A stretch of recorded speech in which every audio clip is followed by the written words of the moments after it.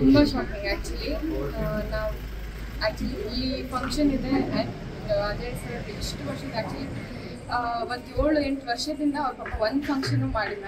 ಇದೇ first function ಅವ್ರು ಕರೀತಾ ಇರೋದು. ಇಲ್ಲಿಗೆ ಬರ್ತಿದ್ದಂಗೆ ಈ ನ್ಯೂಸ್ ಬಂತು. ನನಗೆ ಏನು ಅಂತ ಮೊನ್ನೆ ತಾನೇ ಬೀಗ್ರೂಟದಲ್ಲಿ ಸುಮಾರು ಒಂದು 2-3 ಅವರ್ ನಾವು ಕುತ್ಕೊಂಡು ಮಾತಾಡಿ ನಕ್ಕೊಂಡು ಅವರು ಏನಮ್ಮ ಬೇಜಾರು ಮಾಡ್ಕೊತೀಯ ಆರಾಮಾಗಿರಲ್ಲ ಆ ಥರದ್ದೆಲ್ಲ ಒಂಥರ ಸ್ಪೋರ್ಟಿವ್ ಆಗಿದ್ರು. ನನಗೆ ನಾನು ಯೋಚನೆ ಸಹ ಮಾಡೋಕ್ಕಾಗ್ತಿಲ್ಲ ಇವತ್ತು ಅಂಕಲ್ ಇಲ್ಲ ಅಂತ.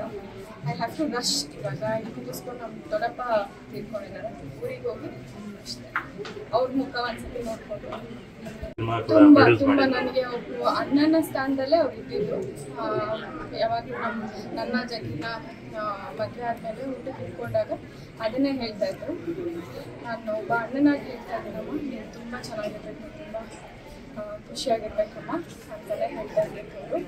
ಅವತ್ತು ಐ ಥಿಂಕ್ ನನಗೆ ಸಖತ್ತು ಅವತ್ತು ವೆರಿ ಎಮೋಷ್ನಲ್ ಮೂಮೆಂಟ್. ನಾನು ಅವರು ನನ್ನ ಪ್ರೊಡ್ಯೂಸರೇ ಆಗಿರ್ಬೋದು. ಇನ್ಫ್ಯಾಕ್ಟ್ ಉದಯ್ ಮೆಹ್ತಾ ಸರ್ ನನಗೆ ಸೌಂದರ್ಯ ಜಗದೀಶ್ ಅಂಕಲ್ನ ಪರಿಚಯ ಮಾಡಿ ಉದಯ್ ಮೆಹ್ತಾ ಸರ್ ಇಲ್ಲ ನೀವು ಮಾಡಿ ಪಿಕ್ಚರು ಚೆನ್ನಾಗಿದೆ ಅಂತ ಉದಯ್ ಮೆಹ್ತಾ ಸರ್ ನಮ್ಮ ಅವರ ಮಧ್ಯೆ ಒಂದು ಹುಚ್ಚು ಹೇಳೋಕ್ಕಾಗಿ ನಮ್ಮ ಅಂದರೆ ನನ್ನ ಫ್ಯಾಮಿಲಿ ಥರನೇ ಅವತ್ತಿನ ದಿವಸ ನಾನು ಅದನ್ನೇ ಮಿಸ್ತಿದ್ದೆ. ನಾನು ಜಗದೀಶು ಅಂಕಲ್ 3 ಜನ ಇದ್ದಿದ್ದು. ನನ್ನ ತಪ್ಪಿಕೊಂಡು ನೀವು ಚೆನ್ನಾಗಿರ್ಬೇಕಮ್ಮ, ನೀವು ಒಳ್ಳೆ ಹುಡುಗಿ, ತುಂಬ ಚೆನ್ನಾಗಿರ್ಬೇಕು, ಖುಷಿಯಾಗಿರ್ಬೇಕು ಅಂತ ಹಾರೈಸಿದ್ದು. ಅದನ್ನು ನಾನು ಇನ್ನೂ ಕಣ್ಣಿಗೆ ಕಟ್ಟಿದಂಗೆ ಇದೆ. I still not able to forget that. ಆ ಒಂದು ಮೂಮೆಂಟ್ ನಾವು ಜೊತೆಗಿದ್ದು ನನಗೆ ನಮ್ಮ ಫ್ಯಾಮಿಲಿಲಿ ಅವರು ಹಾಗೆ ನಮ್ಮ ಕಷ್ಟ ಸುಖಕ್ಕೂ ಆಗಿದ್ದಾರೆ.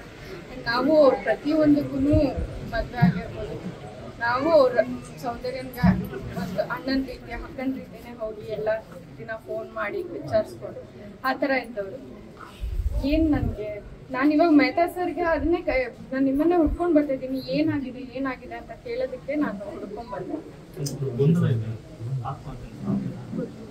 I don't ever slow up, no I don't take shit. I got no love for the fakeness. If you wanna play tough and wanna hate this, I'll always show up.